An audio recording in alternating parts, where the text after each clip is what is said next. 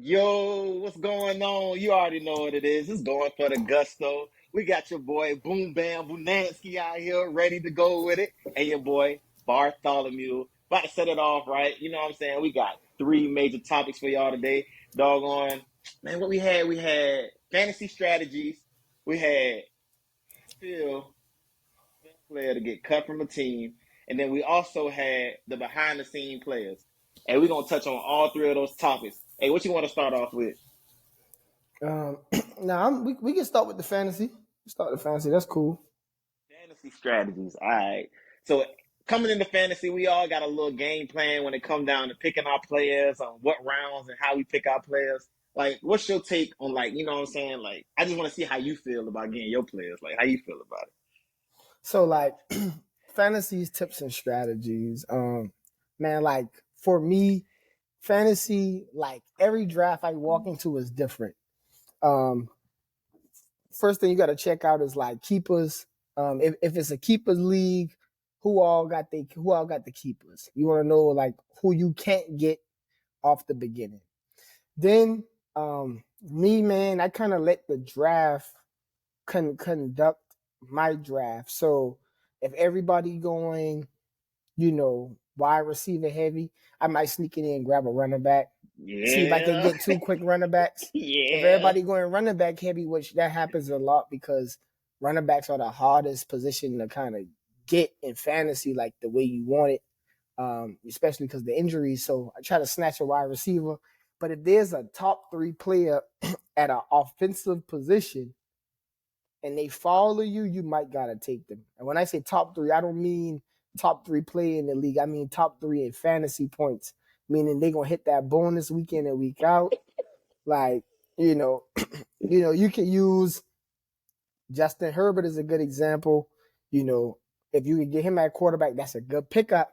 I know you might say, I want Patrick Mahomes, I want Lamar Jackson, but then that starts to depend on the type of league you got, right? Like if Yeah. it's a league where quarterbacks get a lot of points for running, because then you might say, well, let me scoop Jalen Hurts because he might can get the 100 yards rushing and 300 passing. So that's when it starts to get inside the weeds. So that's kind of how I start off my first like 2 rounds. Man, if I had to tell people how I do it, I know it ain't the best way, but I'm always trying to fill out the people that's in the draft with me, like knowing their likeness. It's like I already know he about to go for a quarterback. I know he like running backs. He about to go try to get the top running back. I already know it, so I'm gonna go ahead. Boom. Oh, them boys ain't know I was gonna slide up. Them boys just pick up a linebacker on his first pick. Yeah, I slapped y'all head. Them boys don't know what happened. So, I mean, that's just an idea, but usually, like you said, a lot between the first and second rounds. You want to try to get people that either are heavy on hitting bonuses or they are very consistent in their points. And those guys are usually between your running backs, wide receivers. And then I'm not a real big fan of picking up a quarterback in the first and second round. I usually go like third round, fourth round quarterback, and the reason for that is because I know for a fact that I can still find a quarterback that's consistent uh, during that time. Like consistency, somebody I know that's not like high risk injury. Because most of these great quarterbacks that we pick up in fantasy, you'll realize through time, be like, yeah, like your first 5 games were amazing, but then now they out for 2 weeks because you got the quarterbacks that take a lot of chance, which is not wrong. That still makes some great quarterbacks. Just in fantasy, I still like to stick to that consistency. That just makes sense. But Yeah, like when it comes time to like getting defensive players for all y'all that play IDP leagues, that's individual defensive players. That's when it gets tricky because depending on how the scoring is set up, I mean, you kind of want a pass rusher or you want like a linebacker or a safety that gets a lot of tackles. But you got to remember, like based on the points, is interceptions or deflection, pass breakups, is that a thing too? Because then you just you might want to get a cornerback who on paper he looks terrible because he gives up a lot, but he also gets targeted a lot. So he might leave the game with 4 or 5 pass deflections because he got targeted 15 times. And you might have a lockdown corner that gets one target the whole game, So he can't get no points because the quarterback not going by him.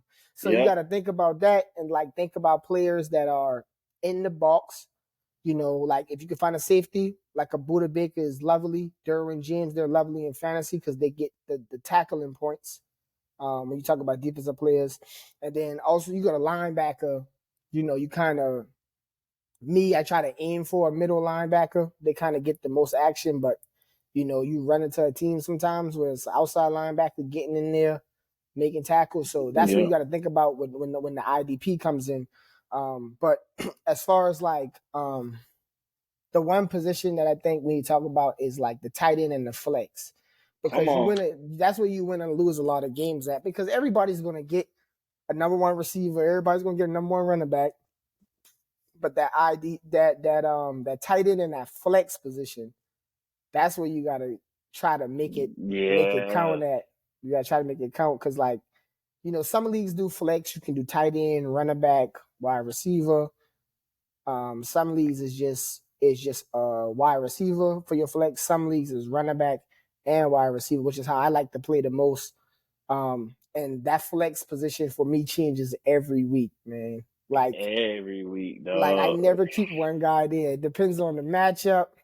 You know, like for y'all that don't know, like if you playing in cold areas, if you playing in a windy city, you know, be careful. If you look at that at the pregame and see it's about to rain, throw that runner back in there, let him he gonna get them carries.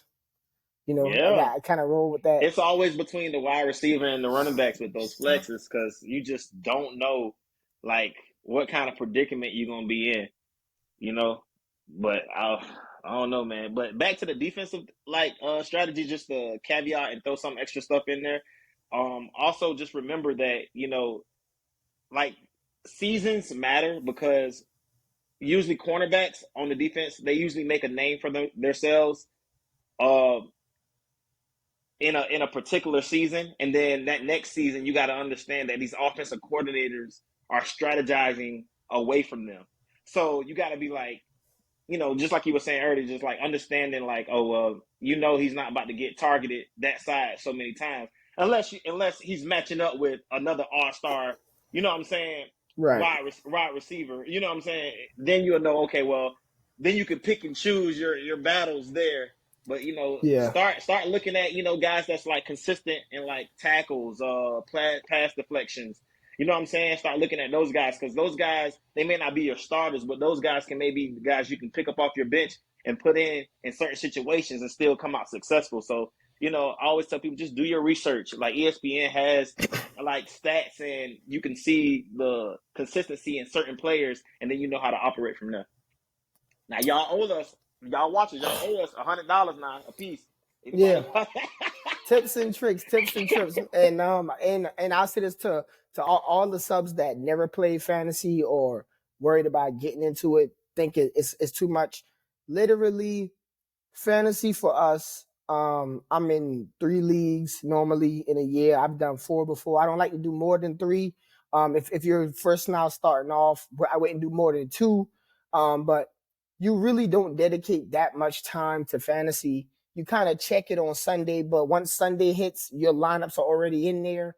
All you're doing is checking to make sure nobody's injured, that you don't got to sub nobody out, because you probably down looked earlier that week to figure it out. You spend probably like 5 to 10 minutes on a Tuesday looking at the waiver wire, seeing who's available.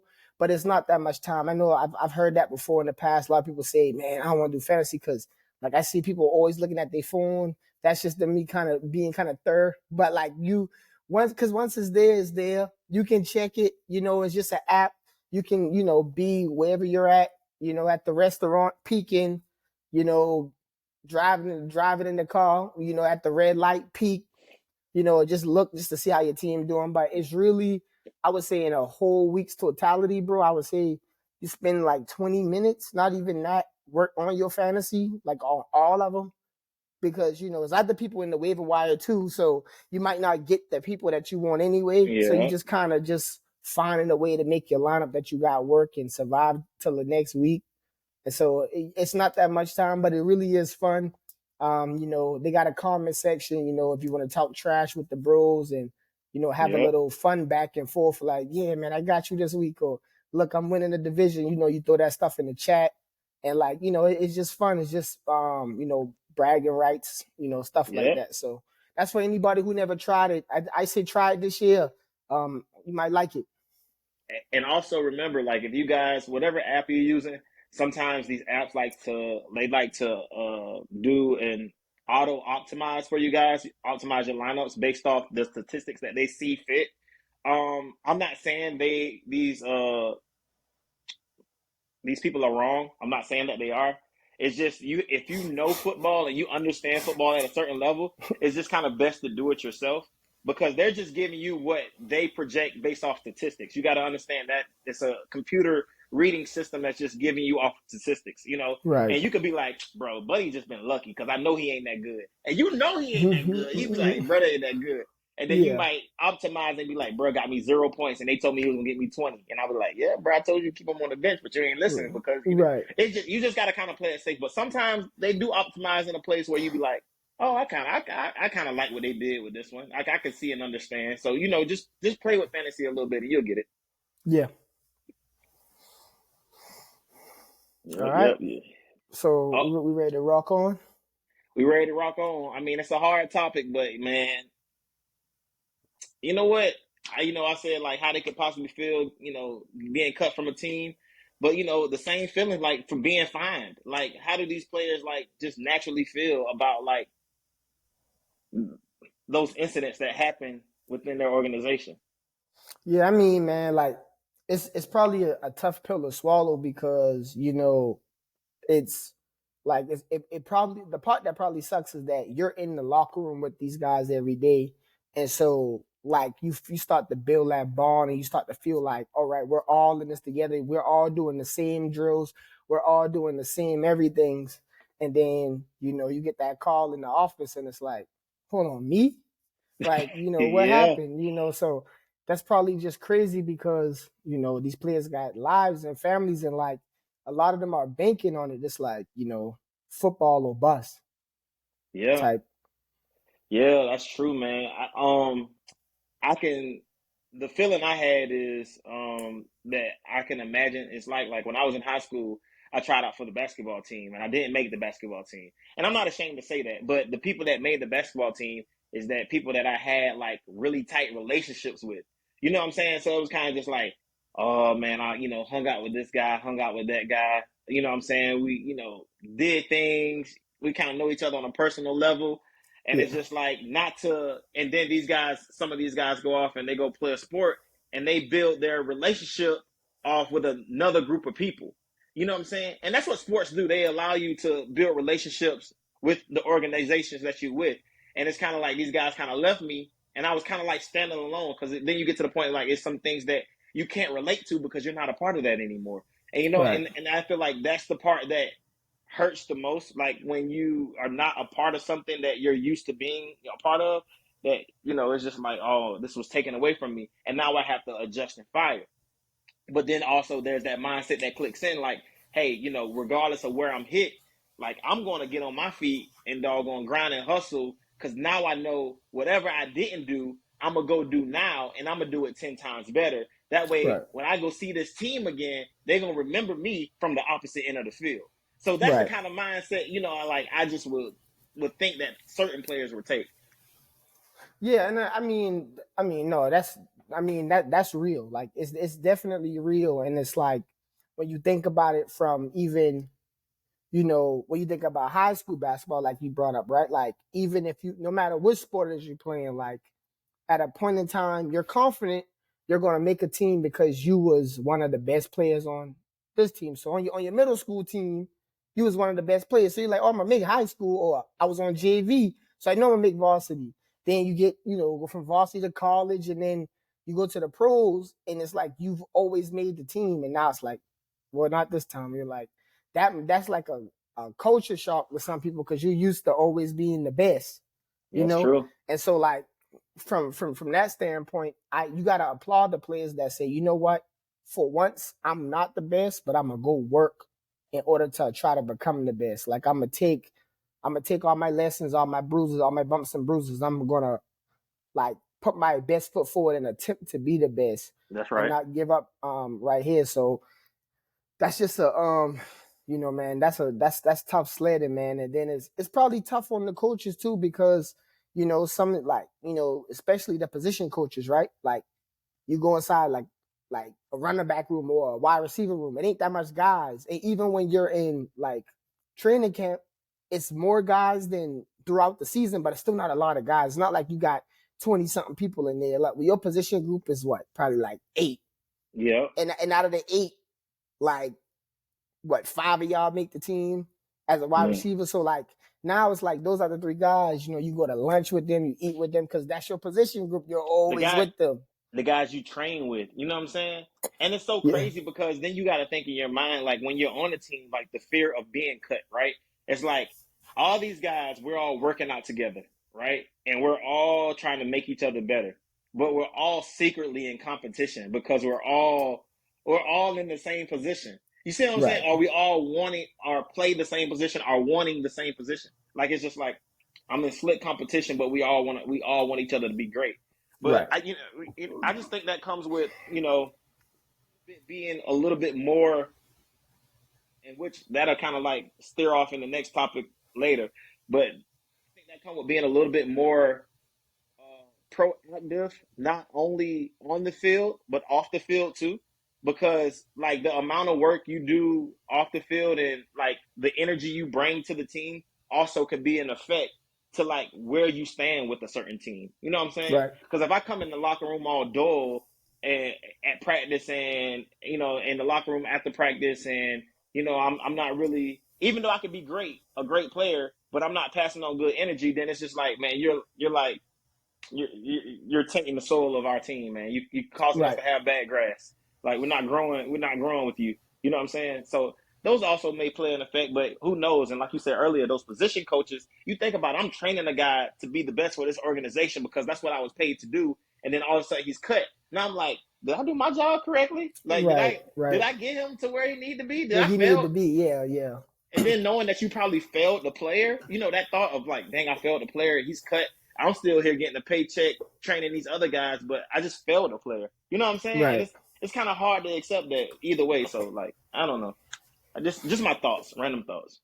Yeah. Yeah. I mean, like I said, those position coaches, and even like OCDC, like, because like the head coach kind of understands his job is to be the guy to say, all right, man, like, man, look, we love you, dog, but like, you can't, like, the head coach has already accepted that that's his role, but all the rest of the coaches, like, you know, they're like, they probably go inside the like the film room, like, man, coach, man, like, you see this play right here, man, like 17, he working his behind off, and it's like, yeah, man, but we already got 5, we got 84. We got 82. Them Yeah, boys been here for 3 years. Like, so now it's like 17 trying to get in the mix. But so like it's rough, man. But like, coaches kind of got just as short as a cord as the players. And so yeah, you that's gotta true. feel for them too, because like coaches be in and out of like just like that. Like not only head coaches, but like, if a team don't want to fire the head coach, they fire everybody underneath. Or if you fire the OC, he might take all his offensive coaches with him. And All right, you fired me, I taking the running back coach, taking the quarterback coach. I definitely taking the wide receiver coach. My old line coach, he coming with me. So exactly. And it's so crazy that you say that because it's just that's exactly what's gonna happen. Like these boys are gonna be like, think about the head coach. Like if the they looking down at me and be like, "Hey, bro, what you got going on down there? All right, you got to get out of here." Like, well, wait, I'll get rid of the bad people. Just keep me. Just keep me. Just please keep me. I get rid of that. Like it's a dirty world we live in. It's a dirty world.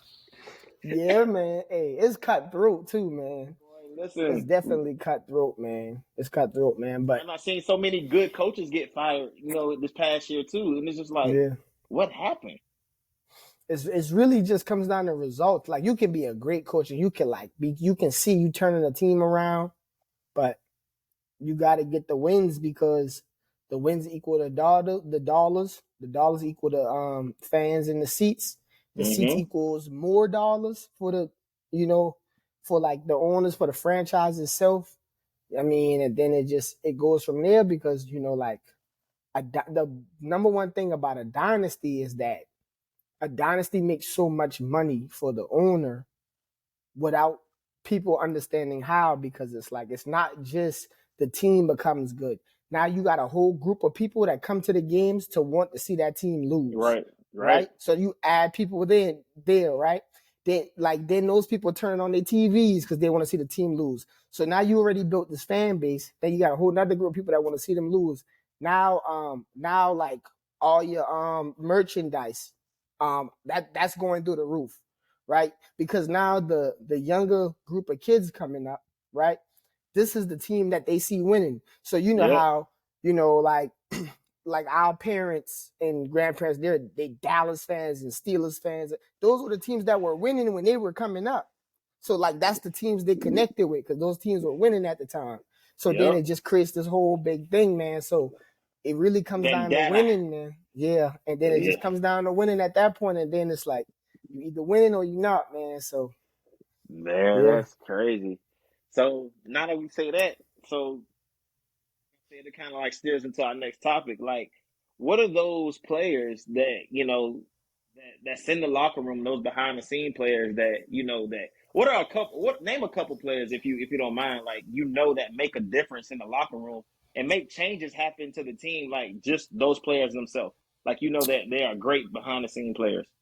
Um, just to name some that I knew were that throughout the years. Um, Teddy Bruschi, Mm-hmm. um, Thomas Davis. That's two players I know for a fact. Um, who was it? I know Chris Carter, Jerry Rice. Um, who else? Uh, Steve Smith was a big locker room Man, guy. yes, Yeah, big like locker a room lot of guy. these players who they get older in their careers and they're no longer starters. They're no longer like premier players, but they teach all the rookies how to be a vet. They teach you that when you get traded, you be professional. When you go Yep, out in the world, you be professional. You don't want your name all over the media for the wrong reasons. They that's teach right. they teach you how to win because winning starts with culture, and we got to create a winning culture. They show you how to come to practice with the right attitude. Regardless of what you got going on at home, you come to practice with the right attitude. After practice, you put one of your coaches to the side, talk to him and say, Coach, this is what I got going on, so that he knows. But you come like an adult, like a vet. You come, you bring that presence, you show what it means to work hard. And if the vets don't show anything else, even if you weren't a great player, you could be a pretty average player, you know, you could have never start. But if you got a 8 year career, 8 to 14 years in the league, Mm-hmm. any player's gonna listen because you one thing you showed them how to do is survive in this league. Yep. Because having an 8 year career in football is a long career. Bruh, a long career. Cause all the beatings you take, bro, you be like, all right now, boy. And too many times to take some of these hits, man. Yeah, And yeah. it's just real. But you know what? To say that a guy that comes to my mind, and he's a product of the Indianapolis Colts, as you guys can see right here, um, is Jeff Saturday, man. Mm, Jeff Saturday. And yep. I know Boom Bam Winesky always talk about me when I talk about it, but he knows I love my offensive line. Like I love my offensive line. And I feel like if you can get an offensive lineman to bring that much energy and get offensive linemen and defensive linemen excited to play their positions, your team become a lot more successful when you have players that's in the trenches that are excited to play down there. Like Right, you get a lot of work out of them from those guys. Aaron Donald on the defensive end. Like you get a lot of work out of those guys who are excited to play down there, and they make everybody else around them excited. Von right. Miller. He's like, hey, come on, y'all boys, we come on. We we the tough. Matter of fact, I'll give you an example. Boy, you said something to me back when we was in school. You said, hey, you want to know something about a NASCAR defense? I said, what's a NASCAR defense? You said, oh, you don't know who them boys is? And you had to tell me about the Giants NASCAR defense. That means them boys coming to get the quarterback. They coming by any means necessary. It's but all gas, no but they brakes. but they had so many great locker room guys on that defense that was just They had Justin Tuck. They had Strahan. right hand. Come on. They had some true professionals, man. That's that team. Yeah. And it's Shout out to my boy Osi Yura, who don't get a lot of love. My guy. yeah, come on, man, yeah. Yeah. But I mean, that's just what I get from it. But I mean, just shout out to Yeah, those locker room guys. and also I glad you know what I want to say about that too. Shout out to all them guys that got them C's on a jersey that play on the line of scrimmage, because it's super hard to be a captain playing in the trenches because you don't get to see as much as the feel as everybody else. Yep. When you're a wide receiver or a safety, or you just play a skill position, you're in the wide open. You could communicate, you could talk, you can do all that. So when you got a captain symbol on your jersey as a lineman, that means you bring effort and energy every day. You bring something that can't necessarily be coached. It's just, this is who you are. Like, your voice Yep. is heard, because it's hard to hear the voice of a guy playing center because he doesn't score any touchdowns. He Right. don't throw for no touchdowns. He don't catch no touchdowns. He don't run for any touchdowns. But for the guys to respect him, he brings a grit and a certain level of like, yo, this is what we came here to do. We all gonna do our jobs and we all gonna be good at it. And so that's a big thing. Calais Campbell is another guy I love. Calais Campbell changes defenses by just being there, man. Like, his energy is just his fire. And he got that big deep voice too. Like, hey man, y'all we ain't playing all day. Like, that's my guy too, man. So hold like, on, wait, we can't do this to him because we know he gonna be watching this. We cannot discredit. We gotta give credit what credit is due. We gotta Ray Lewis. Come on, man. We see now. Ray is a different story. See, I didn't bring up Ray because Ray was like a super duper star in this league, but Ray is probably like, yo, Ray will have your granny playing safety behind him and being confident too. Your granny will be back there. Yeah, I got this cane, but I'm gonna hit you. Yeah, like, because Ray will be like, come on, granny. Hey, ain't no running over here. Now your granny ready to run through a wall. You know what I'm saying? Your uncle playing cornerback. Because Ray down got everybody fired up, man. Ray got you fired up. But if we want to talk about people who really get you fired up like that, my boy Brian Dawkins from Philly, boy, and Weapon X, that boy come running out that tunnel. I used to get hyped, and I'm a Washington fan. We've been playing against the Eagles.